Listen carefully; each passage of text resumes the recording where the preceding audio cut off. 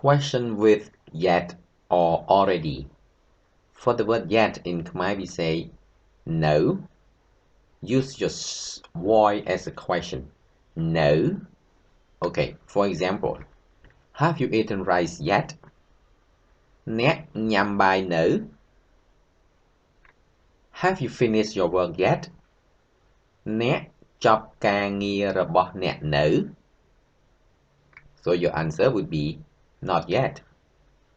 នៅទេ Or you can say អត់ទាន់ទេ If you want to say already, ហើយ Already. In Khmer we say ហើយនៅ For example, have you eaten rice already? អ្នកញ៉ាំបាយហើយនៅ Have you eaten something already?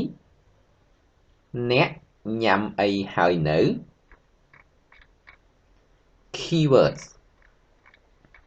to eat, ញ៉ាំ to finish, ចប់ rice, បាយ work, ការងារ